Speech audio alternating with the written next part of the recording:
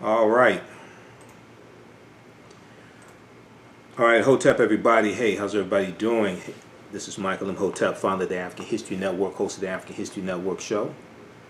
I'm a talk show host, researcher, lecturer, and writer. It is Monday, October 7th, 2019, and we are live. Special edition of the African History Network show. Didn't broadcast live Sunday night, October 6th. I was busy and I was tired. I'm trying to get ready to head to Oakland, California as well. I'm speaking there this coming weekend. So we're doing a special broadcast Monday night with some updates dealing with the Amber Guyger case, Amber Guyger trial, the killing of Botham Shem John, and then also, I did a broadcast on October 5th dealing with one of the witnesses, Joshua Brown, who was shot and killed Friday night, Friday, October 4th, 2019, tragic killing of Joshua Brown. So we have updates dealing with the killing of Joshua Brown, and then also the judge in the case, Judge Tammy Kemp, has broken her silence. She's spoken out about why she hugged Amber Guyger. So we'll talk about that as well. And then a lot of people have been talking about a possible appeal that Amber Guyger's team, defense team, may file. Okay, and I can tell you right now, yes, they're going to file an appeal. All right, that's going to be some time before they do it. But appeals are filed. Murder, people who are convicted of murder, they have their defense teams file appeals all the time. Okay, that does not mean they're going to get another trial, however. So I'm going to break that down as well, explain the difference. Okay, there was an article from Fox Channel 4 News about this, dealing with Amber Guyger's defense team. It's expected they will file an appeal. Okay, go ahead and file your appeal. So we'll talk about that, and then I'll talk also about the Castle Doctrine. Okay, Judge Tammy Kemp allowed the Castle Doctrine to be considered by the jury. This was her instructions during deliberation. Okay, determining whether guilt or not guilty, guilty or not guilty. And a lot of people were confused. Why would she do that? Things like that. If you saw the video I did on October 3rd, 2019, I talked about this. And I said that, no, actually it was October 1st. It was October 1st when the verdict came out. I think it was October 1st when the verdict came out. I talked about that. And I said it was good that she did that. Because if she did not do that, that would open it up for, that would be grounds that the defense would argue why they would need a retrial. Okay, so Roland Martin interviewed attorney Robert Patillo on October 1st, 2019, the day that the verdict came out. Okay, I'm going to share an excerpt with you of that interview, because he said the same thing I said. One. Two, attorney Esley Merritt, who's the lead attorney for the Botham Shem John family, he was the one who first let us know that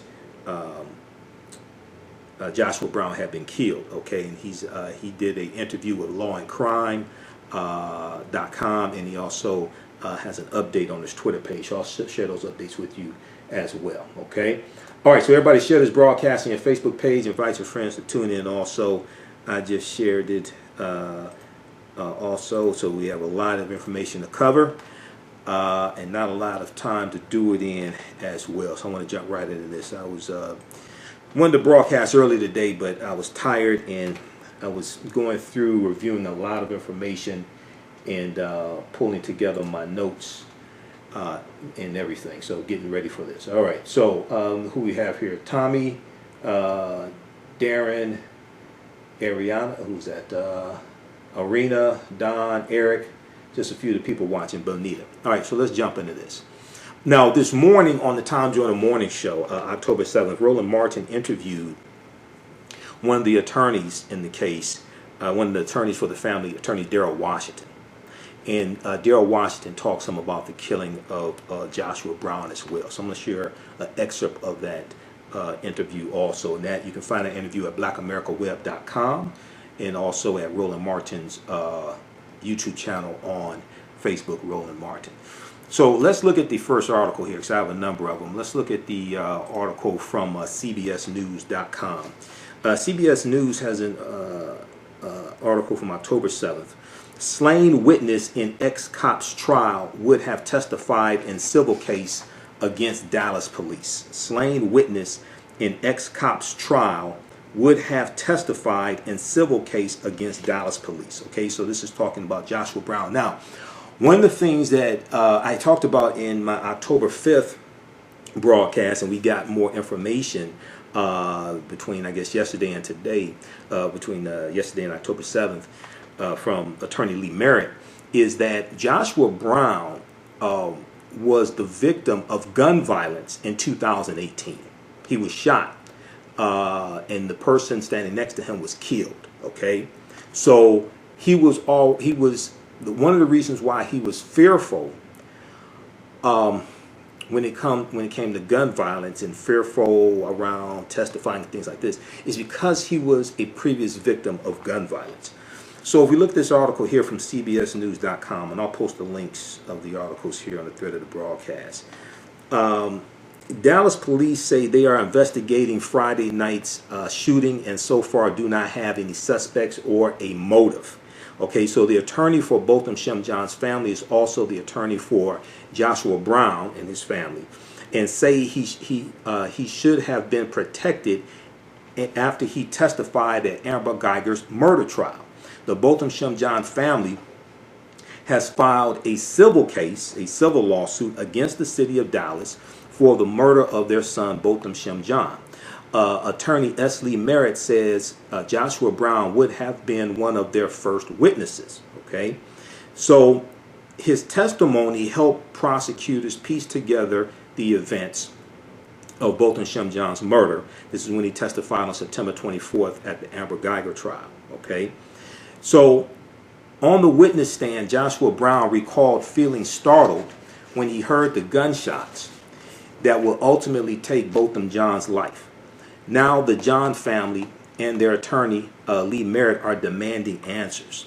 So Lee Merritt told CBS News, quote, "To have a key witness suddenly be killed is suspicious. Was this related to the trial? There is no clear indication," end quote.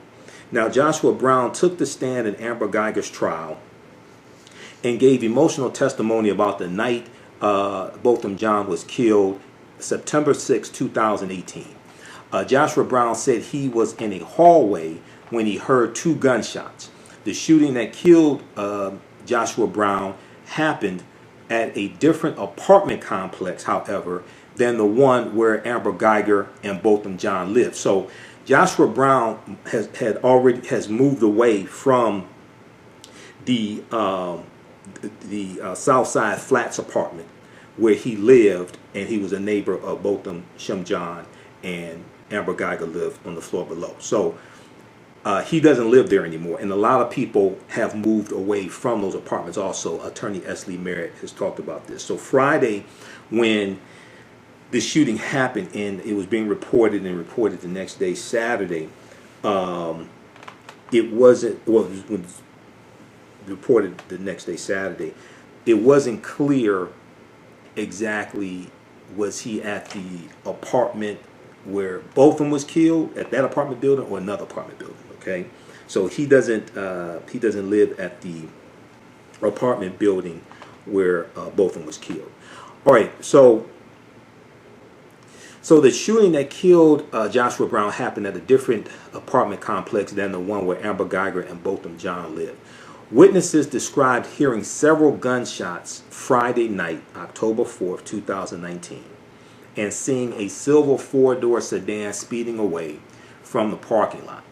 Attorney S. Lee Merritt says Joshua Brown was scared someone was after him after he was involved in a separate shooting incident in Dallas, Texas. All right.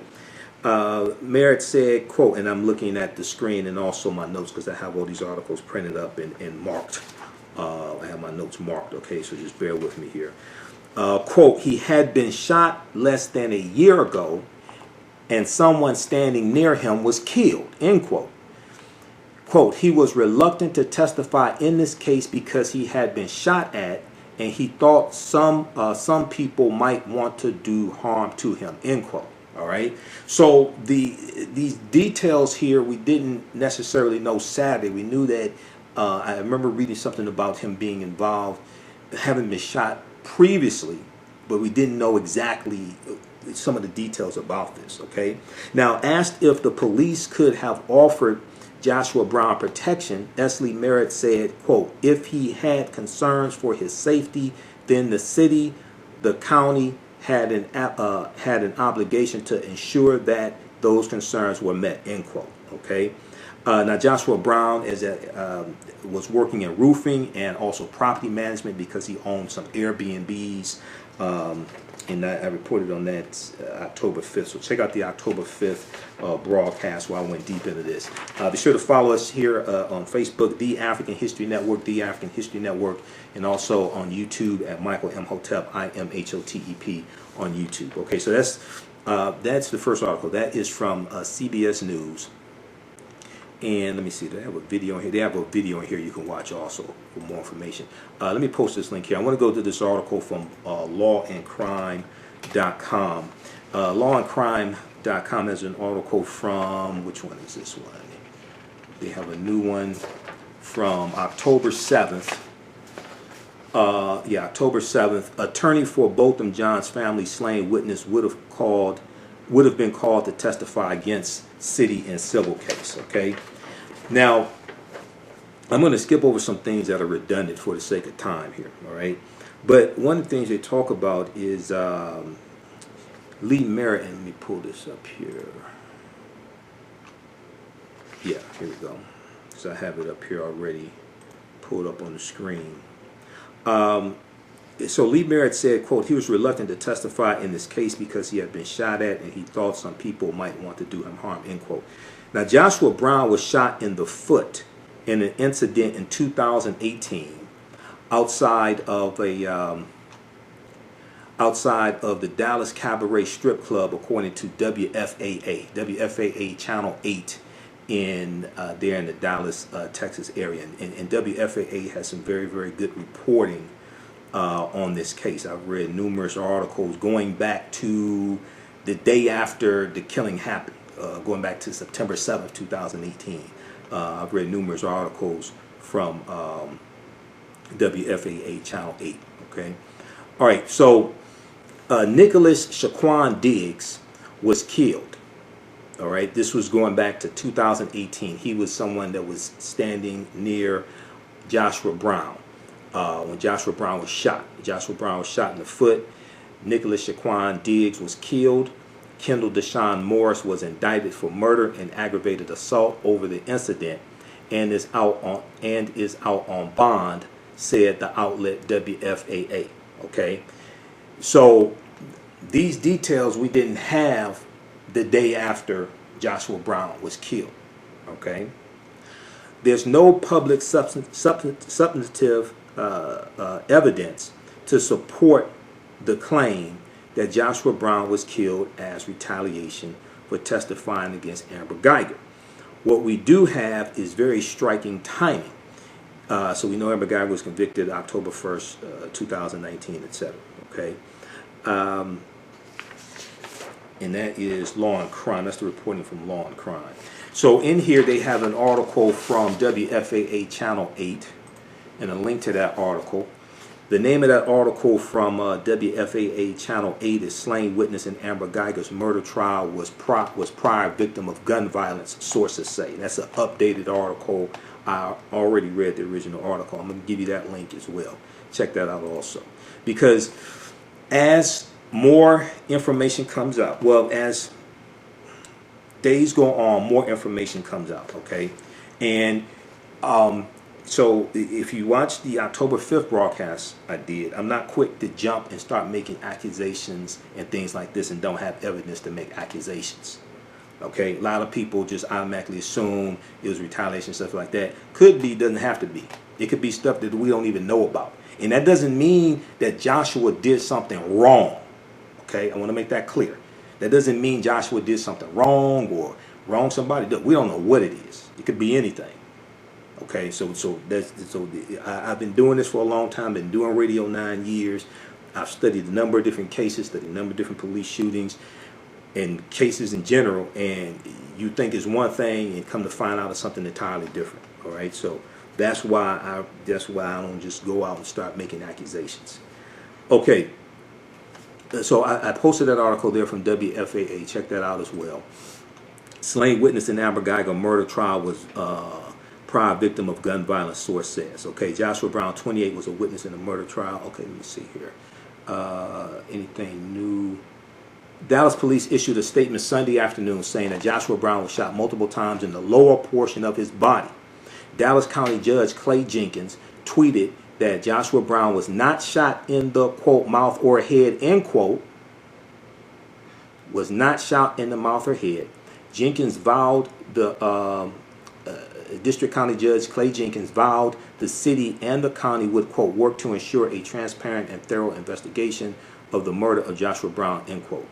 Dallas Police Chief Renee Hall, who was actually a police officer from Detroit. She was in the Detroit Police Department before she went down to Dallas. Dallas Police Chief Renee Hall said in a statement late Sunday afternoon that there are no, quote, suspects or motives, end quote, in Brown's killing. All right. Now, if you saw my October 5th broadcast, I was sharing the post from S. Lee Merritt's Twitter account because I follow him on Twitter. Okay, and I'm reached out to him. I'm trying to see if I could set up an interview. I'm trying to call him tomorrow. He did a post. So first of all, just to back up quickly, while I was doing the broadcast October 5th, he posted about Joshua Brown being shot in the mouth and chest. Then he did another post that while I was on the air, and it says, it's from October 5th, it says, where hashtag Joshua Brown was shot seems to be disputed. I was told by immediate family that the ME medical examiner said mouth and chest. Initially, I was told in the back. I just heard from a witness who provided aid to a wound in the buttocks and side. We will have to await the autopsy to be sure. Once again, this is why you have to wait for the facts to come out as opposed to just jumping on the first narrative. Could be right, could be wrong. Okay, and that coincides with Judge Clay Jenkins. And actually, Roland Martin talked about this morning on the Tom Joyner Morning Show when he interviewed Attorney Darrell Washington. That coincides with Dallas County Judge Clay Jenkins, who tweeted that Joshua Brown was not shot in the quote-unquote mouth or head, end quote. All right, so I want to update you on a couple of tweets here from S. Lee Merritt. So, just a second here. Okay, this is the one from October 6th.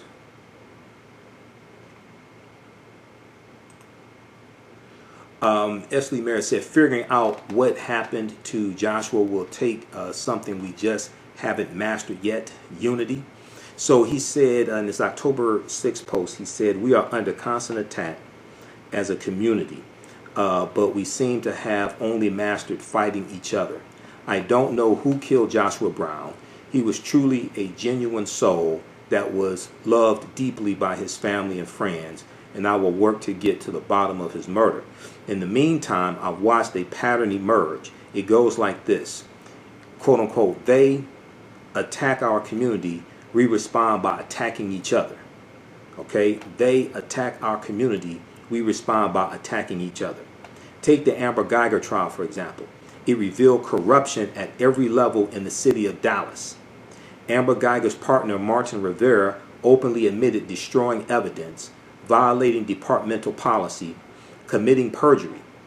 He has faced little to no blowback. He is still a Dallas police officer till this day. The Dallas Police Association president, the Dallas Police Association president, Mike Mata, M-A-T-T-A, showed up to Botham's apartment the night he was murdered and interjected himself into that investigation, actively conspiring to protect Amber Guyger. He instructed she be taken out of custody, that body cam and dash cam videos be halted, and began crafting a narrative to get her off on camera. Okay? He's saying, let me repeat this. He instructed she be taken out of custody, that body cam and dash cam videos be halted, and began crafting a narrative to get her off on camera. The DOJ, Department of Justice, needs to be auditing the entire department. Okay?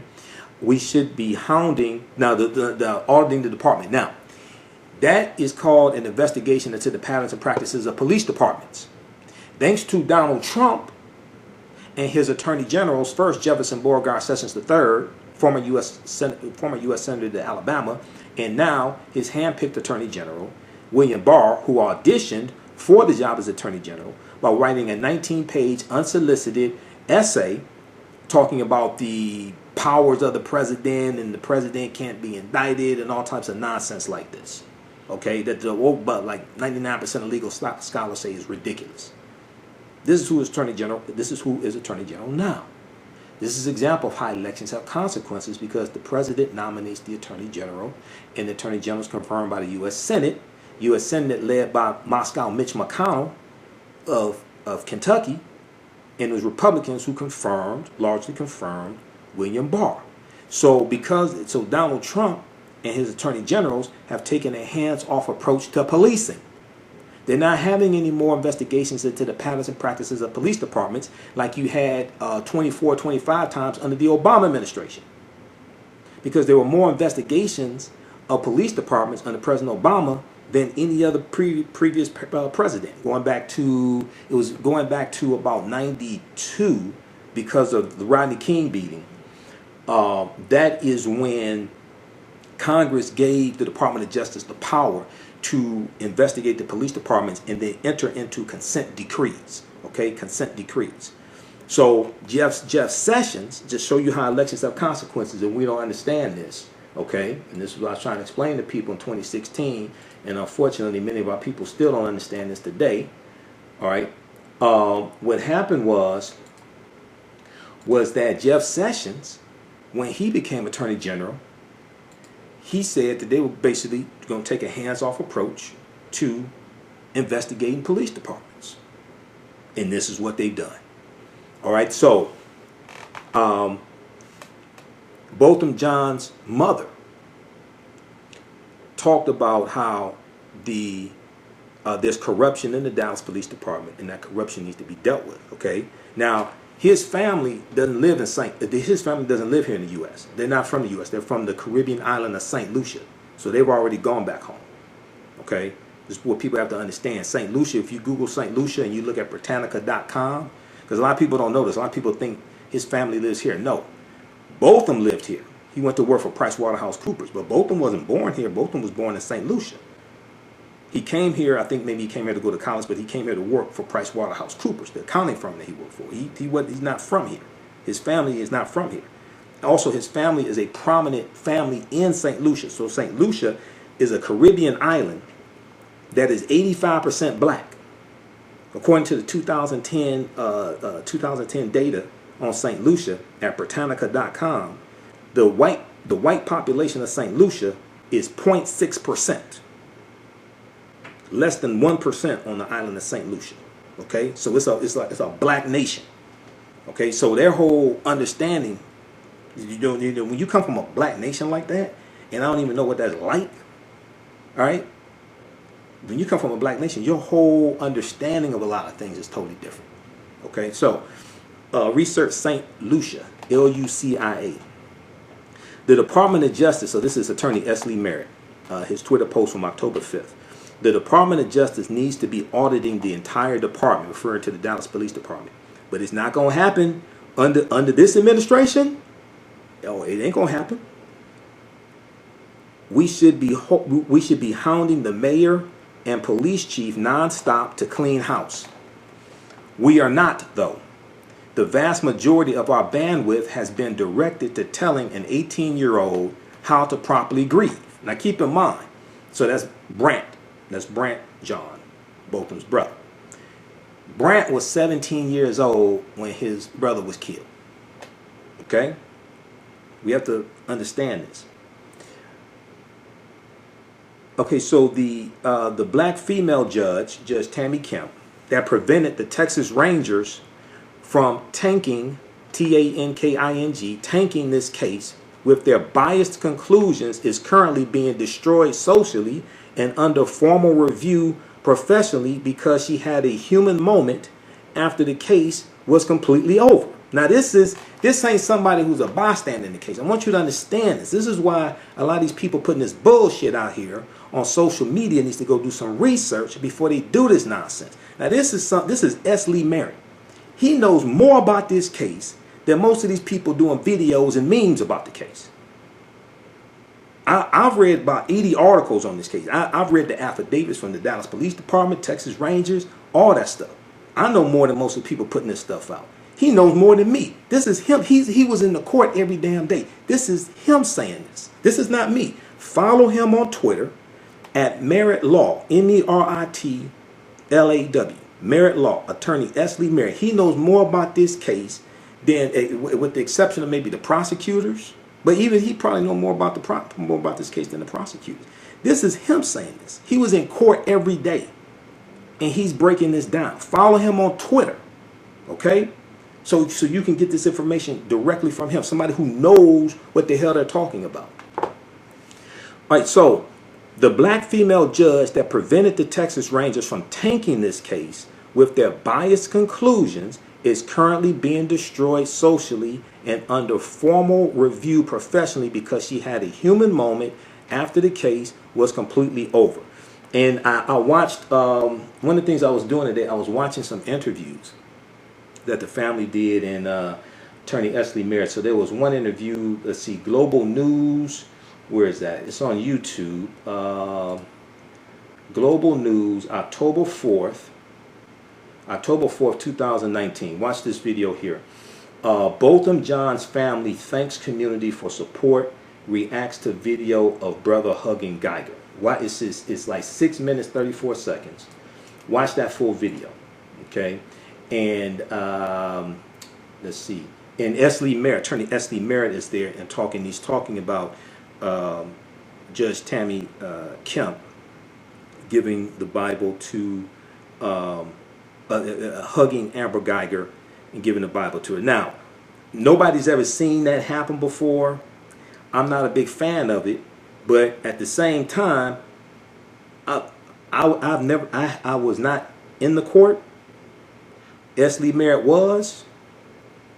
So, you know, in a situation like this, he knows a whole lot more about this than I do. So, if he is saying that, then okay, I'll follow that because he knows a whole lot more about this case than I do.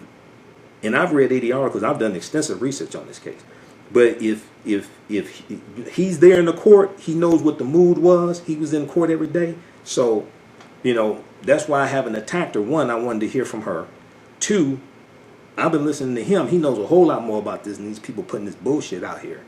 So I'll follow his lead on that. But let me see. Let me give you this link here. This is for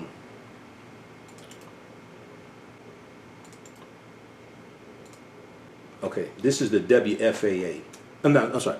This is the Global News. Global News on YouTube. All right. Global. Botham John's family thanks community for support. Reacts to video of brother hugging Guyger. Okay, that's from October 4th, 2019.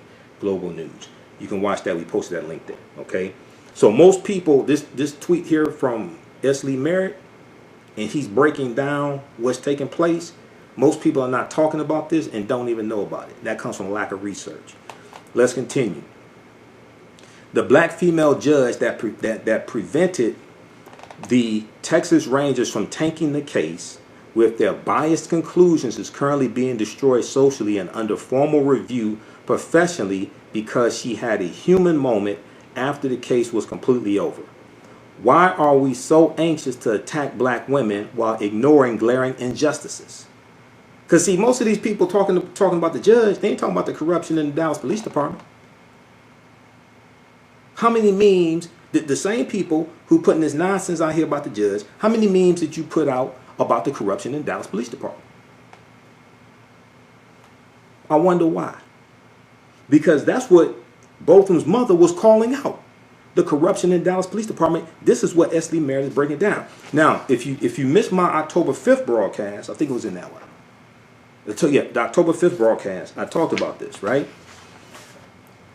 The Texas Rangers, if we look at the article from DallasNews.com, Dallas Morning News basically had the best, from all the sources I read, local sources, national sources, they had the best day-to-day coverage, Dallas Morning News. If we look at the article, legal experts say Amber Guyger guilty verdict signals major shift in how juries view police officers. October 1st, 2019, Dallas Morning News. This is the day of the guilty verdict, but it's the day before the sentence was delivered. Another thing, people putting this stuff out here attacking the judge because of the sentence, the sentencing. The sentencing was not done by the judge, it was done by the jury. The jury determined the sentencing, not the judge. Okay? All right, so page 4 of this article, because I told you, I have a file folder of articles on this case. As I said before, Botham Jean Amber Guyger trial. I got a file folder of articles. These are just the ones printed up. I have a ton of articles that are bookmarked. But what Attorney Lee Merritt is saying, and I've talked about this previously, is that lead investigator for the Texas Rangers, Sergeant David L. Armstrong, he testified during the trial that he did not think that Amber Guyger did anything wrong. He testified that she thought she was in her apartment, it wasn't her apartment, and she defended herself. He testified he did not think she did anything wrong. Now keep in mind, let's go to the affidavit from the Texas Rangers, right? Where did I put that? Let's see here. We got it here, just a second here. We got that's Donald Trump. Let's see. I think I put it back here in the folder. Yeah, here we go. It's on top. So let's look at this. Let me explain to you what Attorney Lee Merritt is talking about, right? So this is the affidavit from September 9th, 2018. He was the lead investigator. Here's his name right here, David L. Armstrong. The state of Texas, warrant of arrest to any peace officer of the state of Texas. Now, the Texas Rangers are the state police. He was the lead investigator for the Texas Rangers on this case. He testified that he didn't think Amber Guyger did anything wrong. She thought she was in her apartment. It's a tragedy. She defended herself. The judge, Tammy Kemp, did not allow the jury to hear that testimony because for my thinking on this, that goes to really trying to come to a decision as opposed to just presenting the evidence. That goes to actually drawing a conclusion. Okay, so if we look at this article from Dallas Morning News, legal experts say Amber Guyger guilty verdict signals major shift in how juries view police officers. On page 4 of this article, it talks about Brian Poe, P-O-E. Brian Poe is a former state and federal prosecutor, okay? And he said that historically, first responders have been given deferential treatment. We may be seeing a shift here where that's not the case anymore. They're not getting the pass like they used to. What surprised Brian Poe, former state and federal prosecutor, however, was the fact that the Dallas County District Attorney's Office pursued the case even though its lead investigator, David L. Armstrong of the Texas Rangers, believed Amber Guyger acted reasonably when she shot Botham Jean. This is what Lee Merritt is talking about. State District Judge Tammy Kemp did not allow the jury to hear that particular testimony from David L. Armstrong, Sergeant of the Texas Rangers. S. Lee Merritt is saying because of her wisdom, if she had allowed the jury to hear that testimony, that could have tanked the case. This is what he's explaining. Let me repeat. So let's go back to his tweet. Because see, I've seen a whole lot of people commenting. Nobody has talked about this. I've talked about it in my videos because I do research.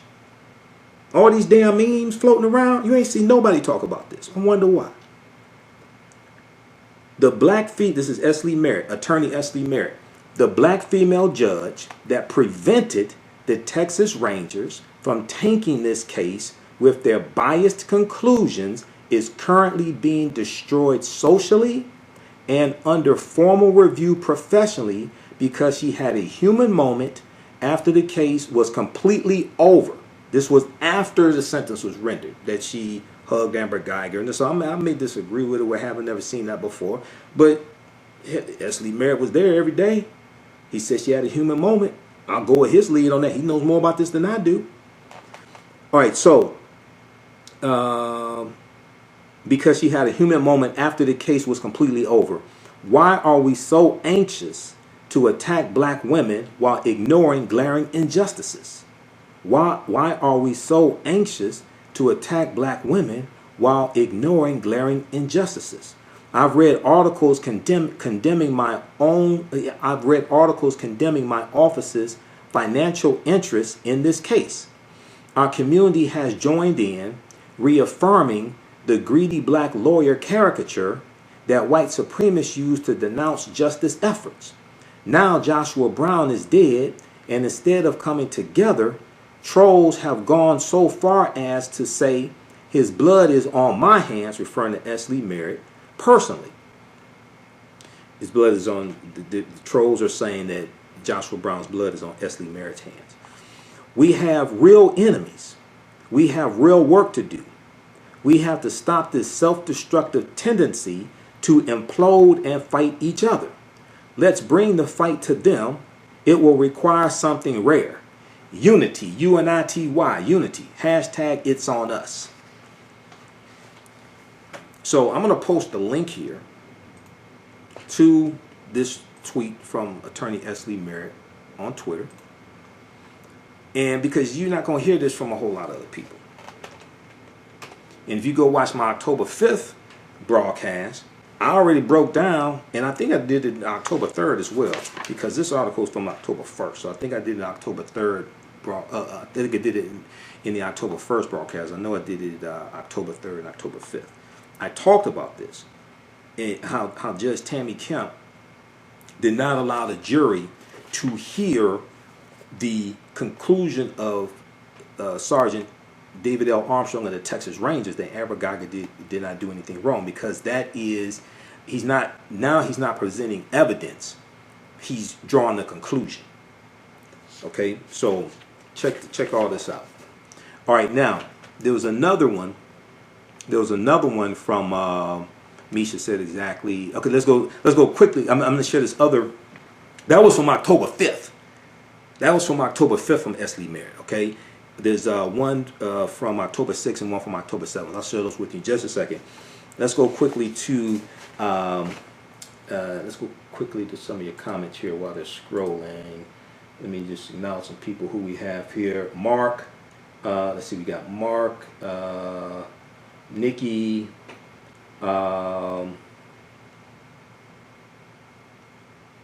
Let's see. Jadarian. Okay. Mark,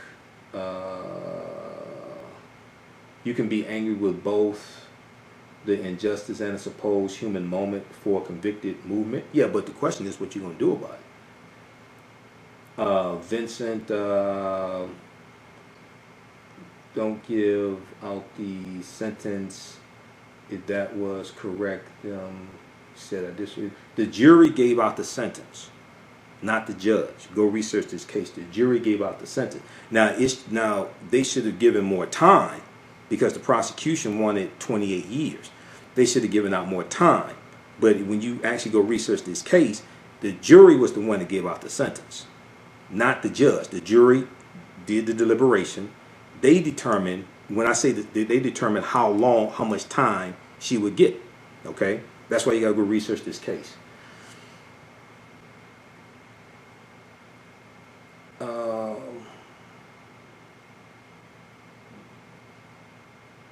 Kathleen, you can refute that reasonable cause because it's unreasonable to think that someone else's apartment is yours. But that was her defense. Now, there were people that testified how, and Esley Meredith talked about how numerous people had gone to the wrong apartment on the wrong floor, things like that. But he also talked about how when she was confronted with both of them, she made a conscious decision to kill him. Okay, this is why people really need to go watch these interviews that Attorney Esley Merritt has done, and the John family also. Okay, this is why people really need to do research on this. He talked about how she made a conscious decision instead of retreating, instead of backing up, things like this. She made a conscious decision when confronted with both of them to kill him. Esley Merritt talked about how he thinks she made a mistake and went to the wrong floor. But when she was encountered with both of them, she made a conscious decision to kill him, as opposed to backing up. If you think it's a burglar, call for backup, things like this. There were a number of things she could have done as opposed to killing him. But once again, this is why I research these cases as opposed to coming on here and just running my mouth. Portia, I agree that she should have been more biased to the family, more so, but the young man initiated it first. More biased to the family. I don't know what you're talking about. The young man initiated it first. That was during the impact statement, during the sentencing phase, prior to the jury issuing what the sentence was. They had family members and friends to testify, to give impact statements. And if you watch the press conference from October 4th, 2019, that I posted here on the thread from Global News, entitled "Botham Jean's Family Thanks Community for Support, Reacts to Video Brother Hugging Guyger," Esley Merritt talks about how Brandt John wasn't originally going to even give an impact statement, even testify. Okay, this is during the sentencing phase. This is after the verdict has already been rendered. And it's like 2 minutes before he got on the stand, he wasn't going to do it. The other thing is, in this interview and on the Dr. Phil show on Friday, October 5th, 2019, when the John family was interviewed along with attorneys Benjamin Crump and Esley Merritt, Brandt John there on Dr. Phil's show and in this video talked about how he didn't know the cameras were still on when he was on the stand and said what he said and gave her a hug, all that stuff. He didn't know the cameras were on because it was after the verdict was already read. This is during the sentencing deliberation. So he said he didn't know the cameras were still on either. This is why people need to go watch this interview. Okay, let's continue here. Let's go to, okay, then also, let's see, we got it, we need to research, Lamont said. Yeah, that's true, because I see a lot of stuff people putting out, I can tell they haven't done any research. And that's problematic. This is one of the problems with social media. Anybody can use it. Second, if she went to the wrong apartment, was she drunk? Misha, no, she wasn't drunk because a toxicology report shows she wasn't drunk. Okay, go watch my previous videos where I go break all this stuff down. Okay. All right, let's go to the, I want to go to this other post from attorney Esley Merritt as well. Also, African American business owners post and name your business here on the thread of the broadcast. We'll let you know how you can advertise with the African History Network. We have some new advertisers as well that you'll hear about. And theprofitroom.com. Visit theprofitroom.com if you want to learn more about financial markets, investing, building generational wealth. Theprofitroom.com is a stock market trading and education company that has mentorship programs that are designed for beginners. They teach individuals how to create generational wealth through trading and investing in the financial markets. They can teach you about stocks, options, futures, foreign exchange markets, as well as their specialty is day trading and one-on-one mentorship. Visit their website, theprofitroom.com, Profit, theprofitroom.com. Let them know you found out about this from the African History Network. All right, let's go to, I want to go to this other tweet from Esley Merritt, okay? Yes, she did, and is receiving death threats as well. Now, who is receiving death threats? Who is that? Who said that? Shirley. Who's receiving death threats? Shirley. Okay, let's go to this other one here. Just give me a minute because I got like 50 tabs open. I'm running off of 2 laptops. All right, so that was from October 6th. Figuring out what happened. Okay, we are under constant attack. Okay, that was the tweet from October 6th from attorney Esley Merritt. Now, Sean King tweeted on October 6th, Merritt Law is working directly with the family. Bill Perkins is providing the $100,000 reward, and we won't stop until we find who murdered Joshua and why. Okay, so check that out as well. And that's Sean King's Twitter page, but also Esley Merritt shared it as well. Okay. Where's this other tweet? Okay, Esley Merritt was interviewed by Law and Crime on October 7th. And okay, here's the one I'm looking for. Okay, October 7th, 2019, attorney Esley Merritt said, I want to be clear about something. I am not saying that law enforcement played a role in the murder of #Joshua Brown. I am saying that the possibility of law enforcement involvement cannot be ruled out at this point. Okay, let's go to the full tweet that's beyond the 280 characters. I want to be clear about something. I'm not saying that law enforcement played a role in the murder of Joshua Brown. I'm saying that the possibility of law enforcement involvement cannot be ruled out at this point. Anyone who is murdered days after testifying in a murder trial naturally implicates the person or persons who testified against who he testified against in the murder. Okay, naturally implicates the person or persons he testified against in the murder. There are no suspects and leads currently in the murder of Joshua Brown. Okay, no suspects and leads currently in the murder of Joshua Brown. That means investigators are responsible for turning over every stone. Moreover, the people responsible for investigating this case cannot be the same people implicated by the proximity to the trial. The people responsible for investigating this case cannot be the same people implicated by the proximity to the trial. In other words, Dallas PD, Dallas Police Department, should not investigate this murder. It's the same thing I said. I said the FBI has to investigate this. The state police, who are the Texas Rangers, they should not investigate this because their lead investigator said that Amber Guyger didn't do anything wrong in the first place. So you need to bring the FBI in. The feds have to investigate this. The case should be turned over to an outside agency like the Sheriff's Department, FBI, or DOJ, Department of Justice. Okay, I think you need to bring in the FBI on this. Okay, so that is from October 7th. All right. Oh, let me get the link here. I'm going to post that link here also to that Twitter post, to that tweet. We'll post that link so you can check that out as well.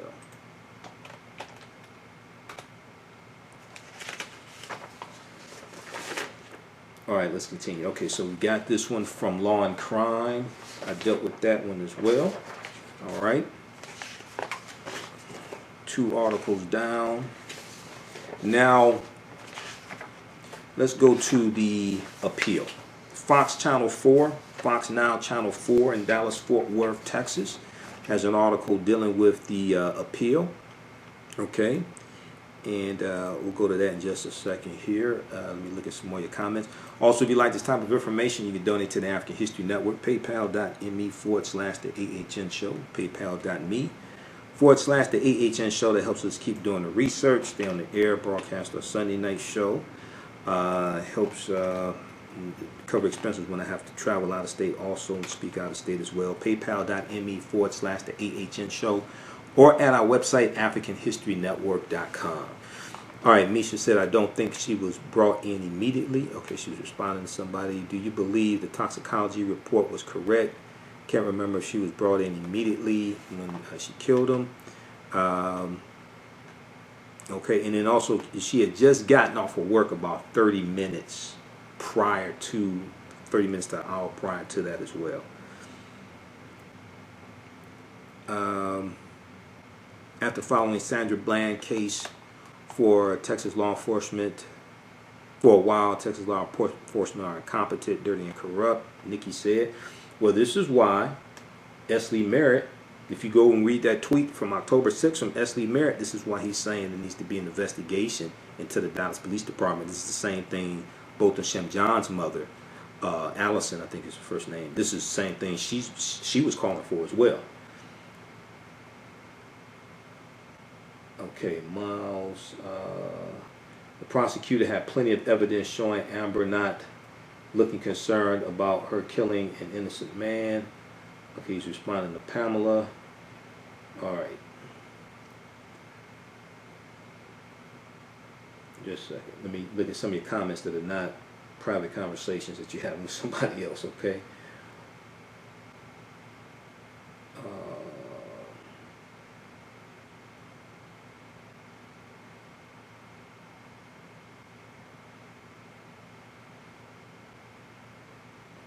Let's see here. Okay, I heard the girl who filmed it got fired for recording. You're referring to Bunny. Okay, so there was an article from, well, first of all, I found out about this last year, about Bunny in the video that she shot. Yarima Karama, I think is his name, interviewed Bunny. This is last year when this happened, if I remember correctly. News1.com has an article. News1.com has an article about it. She recorded video of Amber Guyger pacing back and forth, and both of them being carried out on a stretcher, things like that. Let's see here. BET had this article. So what happened was she uploaded the video. People found out where she worked. She worked for a pharmaceutical company. People found out where she worked. They called her job, harassed her job. I think they threatened her, things like that, and then her employer fired her. Okay. Let me see if we have. I'll try to put. Yeah. BET has an article about this from October 6, 2019. Woman who filmed Amber Guyger after she got shot. Okay, well, it's loading up now. So the Advise show interviewed her, Bunny. Okay, now Yarima Karama interviewed her late last year about this. Let me give you this article. Woman who filmed Amber Guyger minutes after she shot both them. All right, it's still loading. Only half the page is loaded up. I've got like 50 tabs open. Even though this is like high-speed internet through Comcast, and it's high price too. You know, I'm just saying. Some but, okay, we'll wait for that to load up. But I'll give you the link here to this article so you can watch it, and it has the interview that the Advised show did with her as well. Okay, her name is Bunny.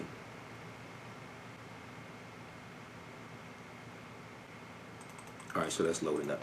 Let's go to this article here from Fox Channel 4. Amber Guyger's legal team expected to appeal murder conviction. Amber Guyger's legal team expected to appeal murder conviction. Okay, and everybody share this broadcast on your Facebook page. Invite your friends to tune in as well.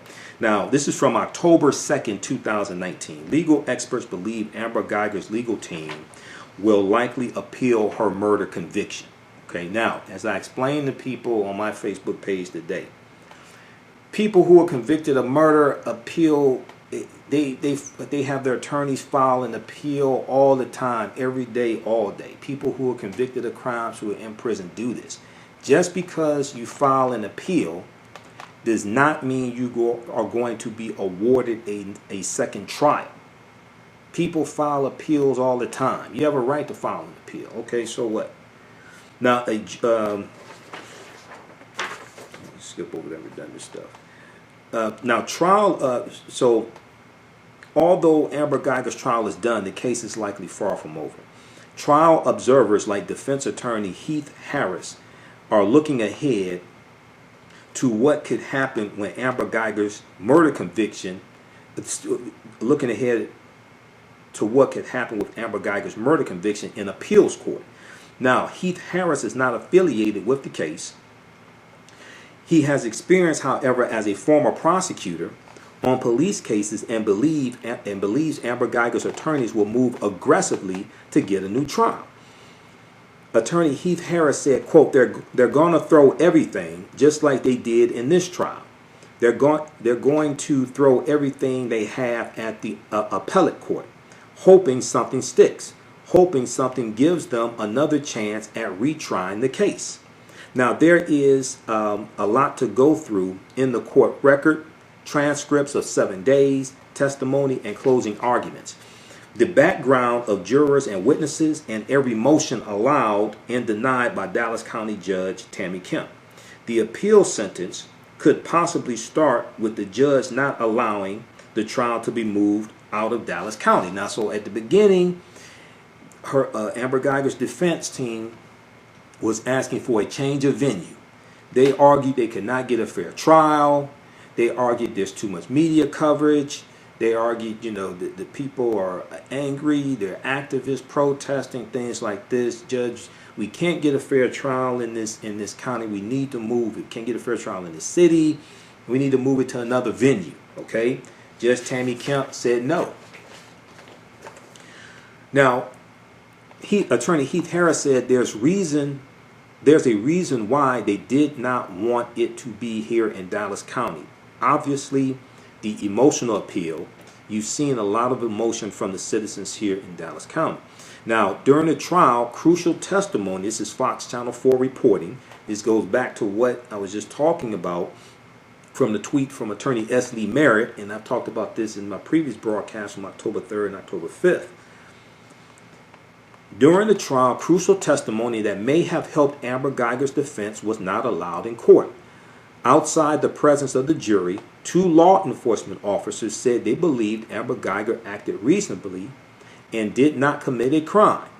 The judge, Judge Tammy Kemp, declined to let the jury hear those opinions. Those were opinions, okay? One of them was lead investigator David L. Armstrong, Sergeant of the Texas Rangers. Judge Tammy Kemp did not allow the jury to hear that. So, defense attorney Heath Harris said they're going to scour through that transcript. They're going to scour through every ruling for what are the appropriate issues that could potentially get this case overturned. Now, legal experts say it will likely be a while before the case is in court again.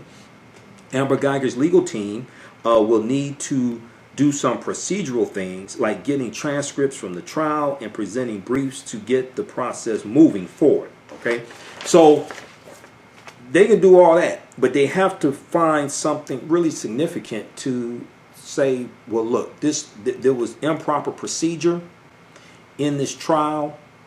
They'll probably say, well, the lead investigator, the jury didn't hear him, things like this, but he was given opinions.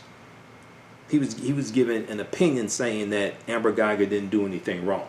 Okay, that's why the judge did not allow the jury to hear that. But something important. So the Castle Doctrine. Okay, the Castle Doctrine is important to understand. Now, so people were saying during when the testimony ended and it was going to deliberation to determine guilty or not guilty.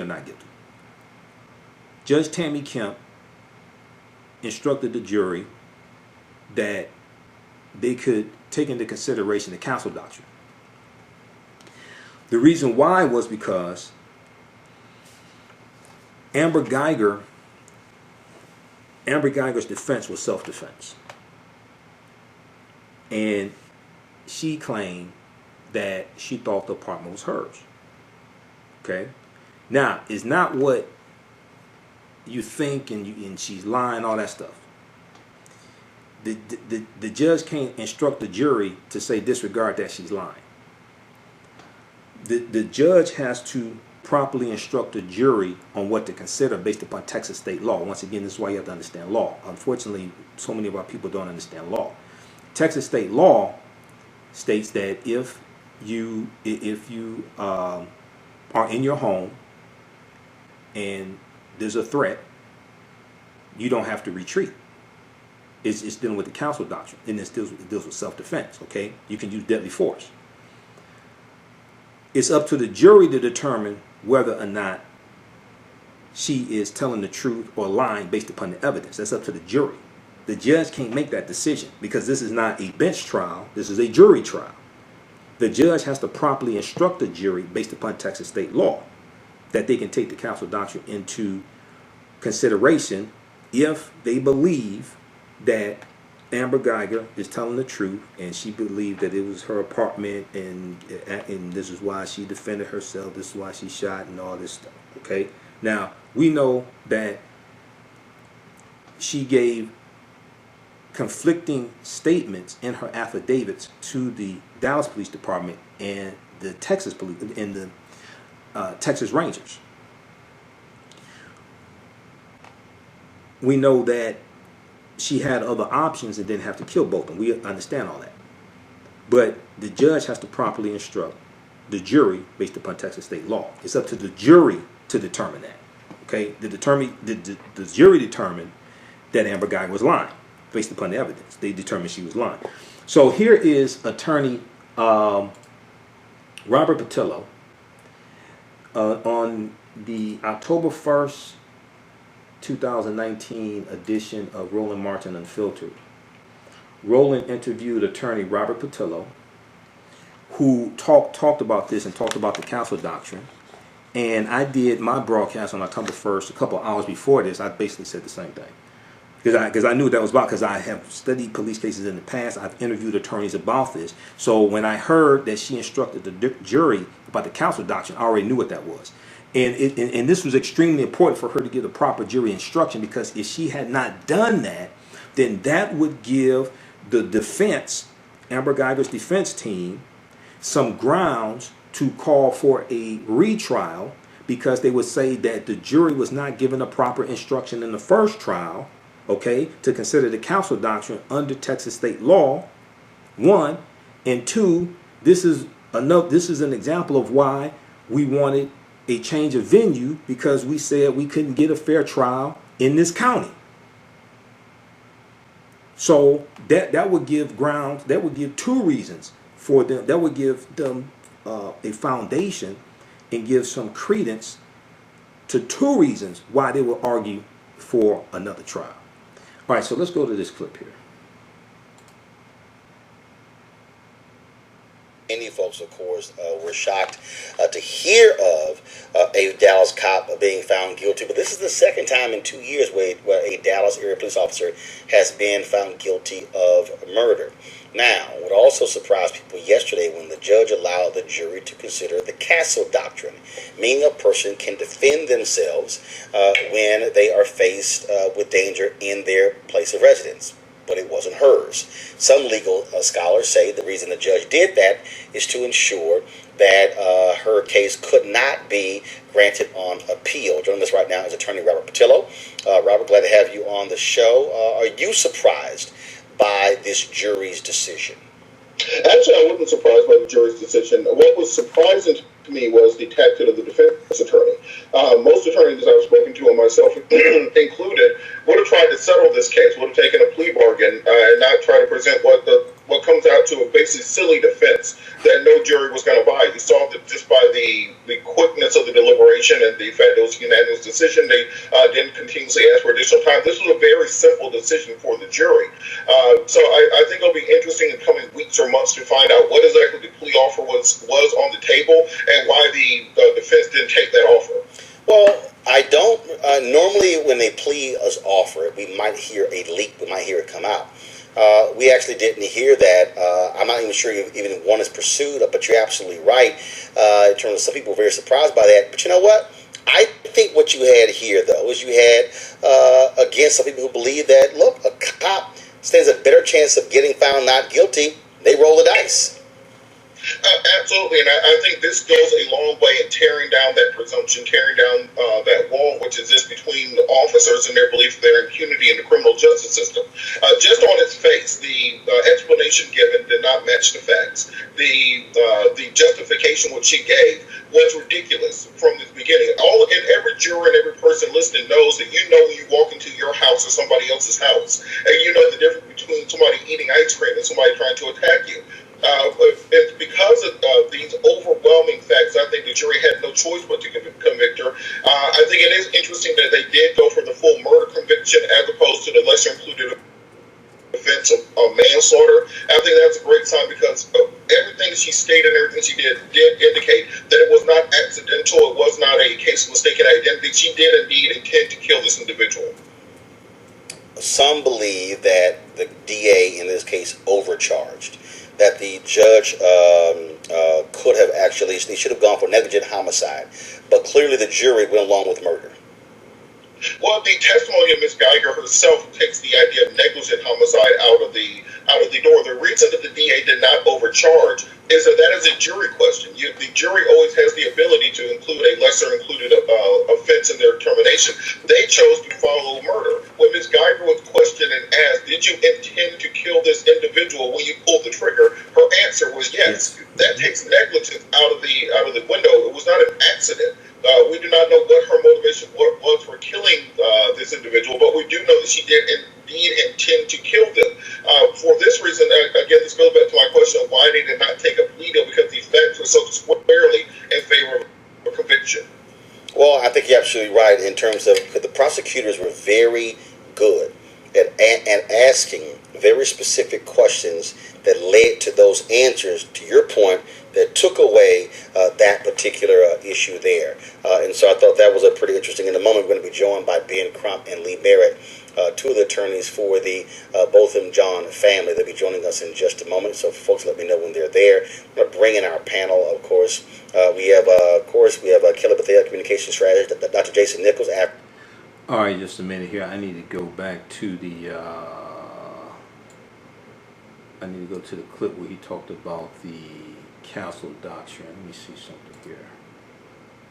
And also, just to clear up a point on the Castle ruling, the primary reason the judge allowed this is that a case can go to the state's court of appeals, and it can be overturned on any procedural issue, any perceived bias, and then a new trial can be granted. The judge wanted to ensure that she was covering all of her bases, ensuring that the defense did not have any window to try to climb out of at the last moment. There is a concept of law, the imperfect invoking of self-defense. Let's say you believe that you are on your own property, you're actually on the sidewalk outside of your property when you assert self-defense. The law does make us space for that. The defense counsel wanted to try to draw some sort of corollary between that and being in the wrong apartment. Clearly, it did not work. I don't think the judge was wrong for allowing them to have that incident. And it probably made the decision on the murder conviction easier versus helping out Ms. Guyger anyway. So we'll post a link here for it. But he talked about the Castle Doctrine. Okay. And I had already come to that conclusion, so I talked about that on my broadcast earlier that day. Okay, let's see here. We'll post that link here. That's from October 1st, 2019, Roland Martin Unfiltered. Okay, that was a really good show. That was the day the verdict came out. All right, now, let's go to the judge, Tammy Kemp, has broken her silence. TheGrio.com. First of all, Associated Press had a story about this, picked up by TheGrio.com, also picked up by BlackAmericaWeb.com. The article from the Grio, judge says she couldn't refuse convicted ex-cop Amber Guyger a hug in the courtroom. Okay, so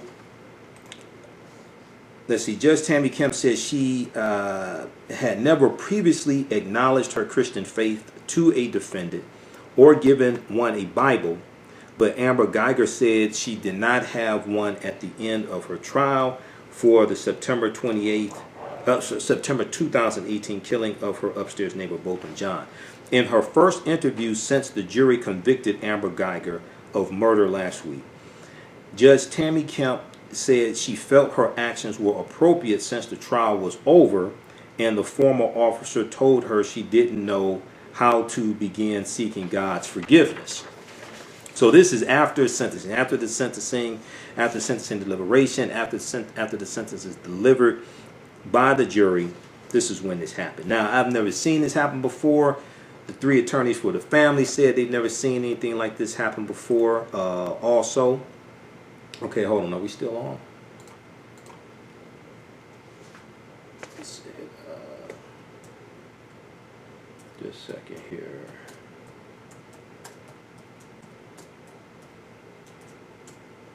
They said they never saw anything like this happen before as well. But watch the October 4th press conference from that Esley Merritt did with the family, okay, from Global News. Watch that. All right, and it looks like it's frozen. Okay, so quote, so Tammy Kemp told the Associated Press.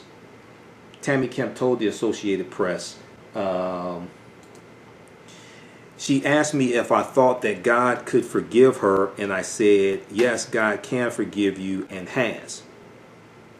If she wanted to start with the Bible, quote, if she wanted to start with the Bible, I didn't want her to go back to the jail and to sink into doubt and self-pity and become bitter.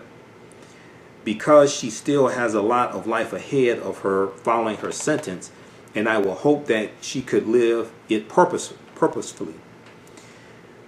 Critics, end quote. Critics contend that it was unethical of Judge Tammy Kemp to hug Amber Guyger and give her the Bible. One group asked for a judicial misconduct investigation, and some activists have said the hug took the focus off justified anger at a police killing, or justified anger of a police killing.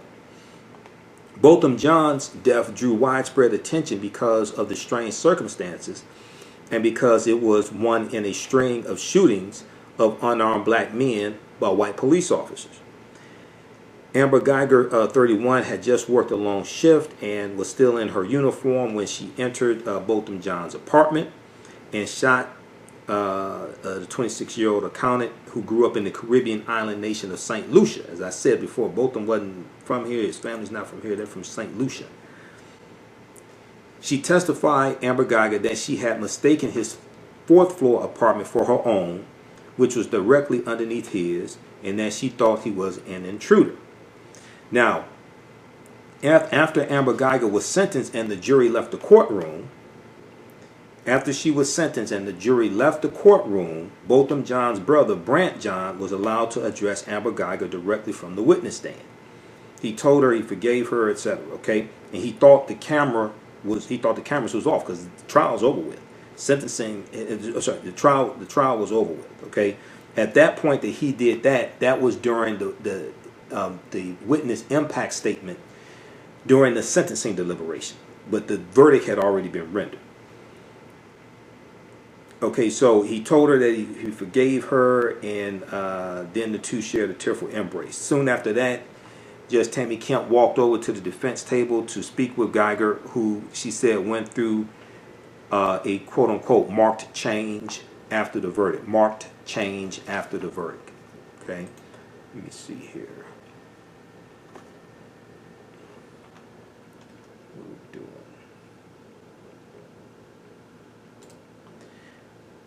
All right, so Judge Tammy Kemp said that Amber Guyger asked twice if she could hug her as well, and after a moment's hesitation, the judge wrapped her arms around the former police officer. Okay, so this is after Brant John had hugged her. Okay. Judge Tammy Kemp said that Amber Guyger asked twice if she could hug her as well, hug the judge. And after a moment's hesitation, the judge wrapped her arms around the former police officer. Quote, following my own convictions, I could not refuse that woman a hug. I would not, said Judge Tammy Kemp. Quote, and I don't understand the anger. And I guess I could say if you profess religious beliefs and you are going to follow them, I would hope that they not be situational and limited to one race only, end quote. Okay, so that is that's an Associated Press article picked up by thegrio.com from October 7th, 2019. Judge says she couldn't refuse convicted ex-cop Amber Guyger a hug in the courtroom. All right. And once again, go to Lee Merritt's Twitter page, Merritt Law, M-E-R-I-T, Merritt Law, on Twitter. Read his October 6th tweet, and it's a JPEG of it with the full tweet where he breaks this down. Because what he's saying is we're wasting a whole lot of time attacking the judge when we should be focused. There are other things more important that we should be focused on, that we should be united in fighting. And he's talking about how we're attacking this judge when actually when you study this case, the judge did a good job in the case, presiding over the case. Okay? And a lot of people, like I've said in my previous videos, a lot of people are not talking about the fact that how she prevented the jury from hearing the opinions from two law enforcement officers that Amber Guyger didn't do anything, didn't do anything wrong. All right? And Attorney S. Lee Merritt said that Judge Tammy Kemp prevented the law enforcement officers from tanking the case. But I haven't seen any memes talking about that. I wonder why. Okay, so we got that. And then this morning on the Tom Jordan Morning Show, Attorney Darrell Washington, one of the attorneys for the family, Botham Jean family, he was interviewed by Roland Martin dealing with the killing of Joshua Brown. And one of the things he talked about how Joshua Brown did provide testimony. And Joshua Brown did hear gunshots, and he testified that he heard what people think is Botham's last words. But he said that majority of what he talked about, majority of what he said, other witnesses said as well. Okay, because Tom Jordan asked him the question about how crucial was his testimony. Okay, and let me see here. Do we have that? Yes, as you can imagine, Roland, the family is just totally devastated by all of this, especially with all the different news that's coming out that perhaps they bothered this family. They are now back in St. Lucia, and we just hope that they can get some rest and some type of closure, because they're taking all of this really, really bad. Oh, my goodness, to your point earlier, Dallas County Judge Clay Jenkins said that Brown was not shot in the mouth or head. Dallas police say he was shot multiple times in the lower portion of his body. I do not have anything here that an autopsy has been completed as of yet. With that, Dallas Police Chief Renee Hall also said Sunday there are no suspects or motives in the murder of Joshua Brown. Hey, Daryl and Sybil and Roland, how crucial was his testimony to convicting Amber Guyger? I mean, I think his testimony was, I think it was critical. He played a key role in that. I think more than anything, he was just able to testify about the person that participated in. But I mean, the only thing that I think we really got out of Joshua Brown was that if you were in the hallway, you can hear what was going on in that apartment complex. But other than that, his testimony was no different than any other testimony I think that we got out of the tenants. But with all of this happening right now, it's just so coincidental. Did you have any experience with him as you worked your way towards this trial itself, talking to Joshua Brown? No, I did not talk to Joshua. My first connection with Joshua was during the trial. Okay, so that was Attorney Darrell Washington. Now, Joshua met Botham for the first and only time a few hours earlier that day, September 6, 2018. The same day Botham was killed, Joshua met Botham a few hours earlier because there was a complaint. I think the apartment manager or someone from the property management came to Botham's apartment regarding a complaint about noise coming from his apartment. So Joshua didn't know Botham. He had met him a few hours before Botham was killed, but he testified about hearing Botham singing gospel songs, singing songs by Drake, things like this. Okay, and then he talked about where he was in proximity to the apartment when he heard the two gunshots, etc. Okay, all right. So a lot of people are saying, okay, well, he was going to be a witness in the civil case, and that's true. Now, I don't know how many other witnesses they were going to have in the civil case, though. I don't know, okay, at this point in time. All right, hey, I'll be in, I'm in Oakland, California, the weekend of October 12th, on the Black Agenda Tour with Michi X. Visit the blackagendamovement.com, thebblackagendamovement.com. And then, let's see, the weekend of October 18th, I'm at Hartford Memorial Baptist Church in Detroit for the Social Justice Ministry. So that Friday, October 17th, I am, let's see, is that the 18th? I think that's the 18th. So that's that Friday. They have a round table. I'll be on a panel discussion that Friday. What is that? Friday, October 18th, Saturday, October 19th. Okay, 2019. Hartford Memorial Baptist Church. We'll have the flyer at our website, AfricanHistoryNetwork.com. So visit our website, AfricanHistoryNetwork.com. We'll have all that information there. Information about the Black Agenda tour is there also. And then that Saturday, October 19th, I'll be doing workshops.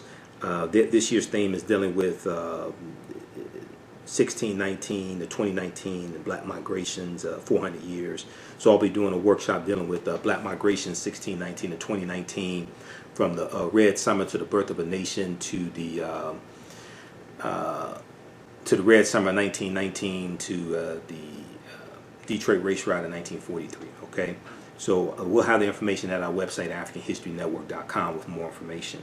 And then October 26th, I'm in Washington, D.C. for the Black Agenda Tour. So blackagendamovement.com for more information, and we'll have the flyer on our website also, AfricanHistoryNetwork.com. And then November 9th, 2019, we're in Houston, Texas. Okay.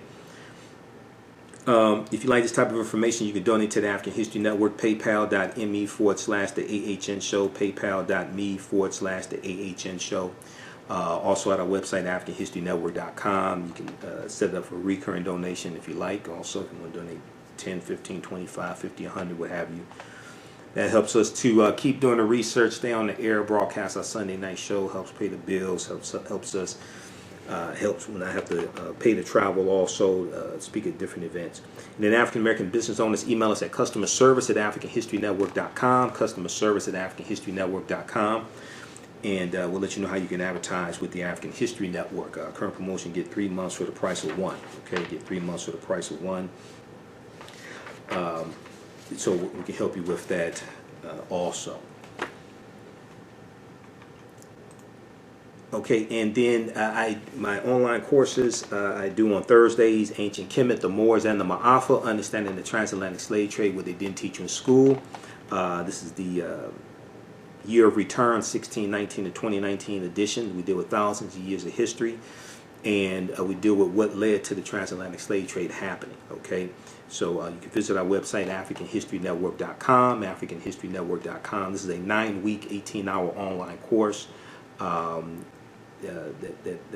I do. Each session we do live, and but the sessions are recorded, so you can go back and watch them over and over again. Also, as soon as you register, there's about 30 hours of bonus content. Okay, Ancient Kemet, the Moors, and the Ma'afa, understanding the transatlantic slave trade, what they didn't teach you in school.